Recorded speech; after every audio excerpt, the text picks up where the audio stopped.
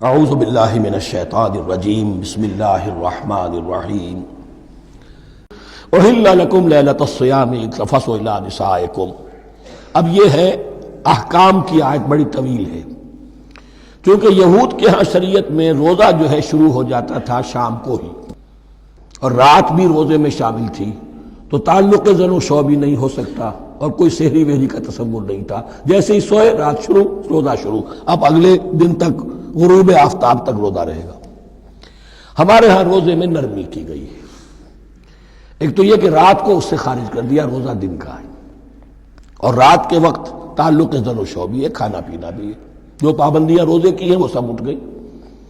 لیکن ہو یہ رہا تھا کہ لوگ سمجھ رہے تھے کہ شاید وہی جو احکام ہیں یہود کے ہاں شاید وہی ہمارے ہاں بھی ہیں، اس لیے وہ ایسا بھی ہوتا تھا اپنے جذبات میں بیویوں سے مقاربت کرتے تھے، لیکن دل میں سمجھتے تھے کہ ہم نے غلط کام کیا ہے۔ یہاں اب ان کو اطمینان دلایا جا رہا کہ نہیں، احل لکم لیلۃ الصیام الرفث الی نسائکم، حلال کر دیا گیا ہے تمہارے لیے روزے کی راتوں میں اپنی بیویوں کے پاس جانا۔ ہن لباس لکم وانتم لباس لہن، وہ پوشاک ہے تمہارے لیے، تم پوشاک ہو ان کے لیے۔ بڑا بلیغ کنایا ہے یہ، جیسے لباس میں اور جسم میں کوئی پردہ نہیں ہے، لباس ہی تو پردہ ہے نا، لباس میں اور جسم میں تو کوئی پردہ نہیں، ایسے ہی بیوی میں اور شوہر میں کوئی پردہ نہیں۔ ہن لباس لکم وانتم لباس لہن۔ ویسے بھی انسان کے اخلاق کی حفاظت کرنے والی، مرد کے اخلاق کی حفاظت کرنے والی بیوی ہے، بیوی کے اخلاق کی حفاظت کرنے والا مرد ہے۔ وہ مجھے اقبال کا شعر یاد آ رہا تھا، تعلیم نئی ہو کہ پرانی، نسوانیت زن کا نگہباں ہے فقط مرد۔ نہ پردہ نہ تعلیم نئی ہو کہ پرانی، نسوانیت زن کا نگہباں ہے فقط مرد۔ بہرحال ایک دونوں کے لیے وہ ایک ضرورت بھی ہے، ان کی پردہ پوشی بھی کرتے ہیں ایک دوسرے کی، اور اس طریقے سے لباس کی جو ہے اس میں کنایا کیا گیا۔ علم اللہ انکم کنتم تختانون انفسکم، اللہ کے علم میں ہے کہ تم اپنے آپ کے ساتھ خیانت کر رہے تھے، ایک کام کر رہے تھے جو گناہ نہیں ہے، لیکن تم سمجھتے تھے گناہ ہے، تو اپنے آپ سے خیانت ہو گئی کہ نہیں؟ اصلاً وہ گناہ نہیں تھا لیکن تمہارے علم میں نہیں تھا، لیکن تم یہ سمجھتے ہوئے بھی کہ یہ ممنوع ہے، اس کا ارتکاب کر رہے تھے۔ علم اللہ انکم کنتم تختانون انفسکم فتاب علیکم، تو اللہ نے تم پر نظر رحمت فرمائی، وعفا عنکم، اور بخش دیا، معاف کر دیا، جو بھی خطائیں ہو گئی ہیں وہ سب کے سب معاف سمجھو۔ فالآن باشروہن، اب ان کے ساتھ جو بھی تعلق زن و شے ہے وہ قائم کرو۔ وابتغوا ما کتب اللہ لکم، اور تلاش کرو، حاصل کرو جو کچھ اللہ نے تمہارے لیے لکھ دیا ہے۔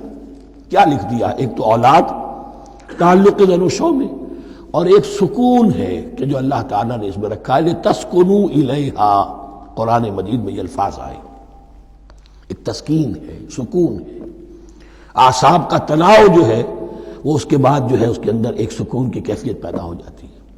اور یہی اس میں حکمت ہے کہ حضور اپنے ہر سفر میں ہم ایک زوجہ محترمہ کو ضرور ساتھ رکھتے تھے، اس لیے کہ قائد کو، سپہ سالار کو کسی وقت بڑی ایسی یعنی پریشان کن صورتحال میں فیصلے کرنے پڑتے ہیں، جذبات پر دباؤ ہوتا ہے اور اعصاب پر دباؤ ہوتا ہے، تو ساتھ اگر کوئی اہلیہ بھی موجود ہو تو اس میں، اور اس کے بہترین مواقع سیرت میں آئے ہیں، وہ پھر کسی وقت میں بیان کروں گا۔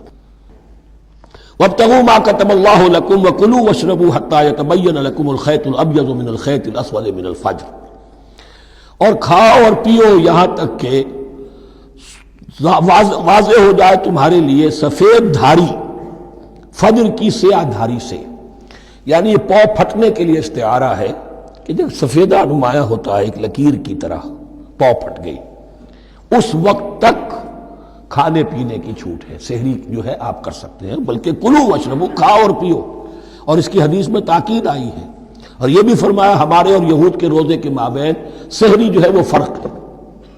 تسحروا فإن فی السحور برکہ، سحری ضرور کیا کرو اس لیے کہ سحری میں برکت ہے۔ ثم اتموا الصیام الی اللیل، پھر رات تک روزے کو پورا کرو۔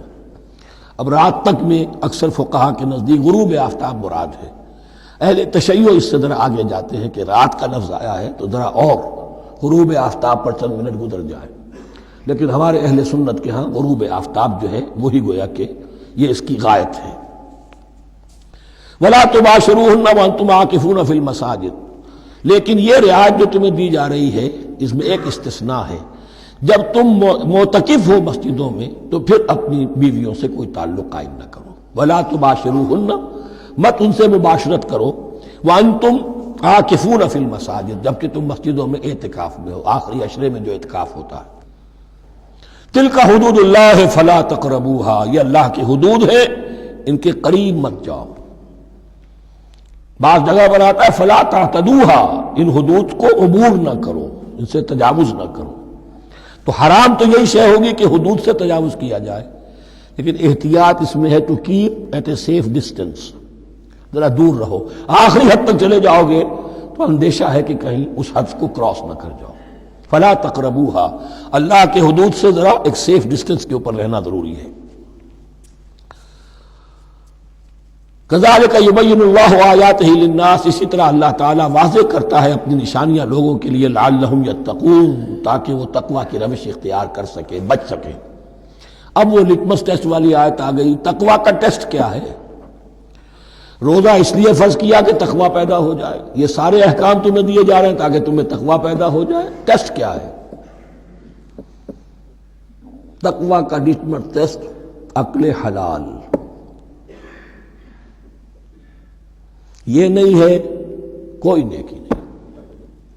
وَلَا تَأْكُلُوا أَمْوَالَكُمْ بَيْنَكُمْ بِالْبَاطِلِ، اپنے مال آپس میں باطل طریقوں سے ہڑپ نہ کرو۔ وَتُدْلُوا بِهَا إِلَى الْحُكَّامِ، اور اپنے مال کو ذریعہ نہ بناؤ حکام تک پہنچنے کا۔